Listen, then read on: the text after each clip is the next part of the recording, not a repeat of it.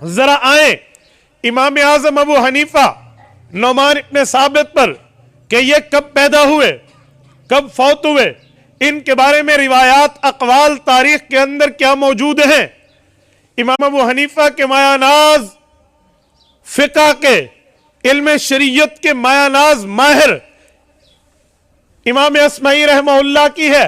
वो कहते हैं 60 हिजरी में इमाम अबू हनीफा की पैदाइश है।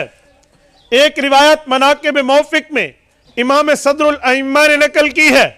वो फरमाते हैं इमाम अबू हनीफा के पोते इस्माइल हैं जो हम्माद के बेटे हैं।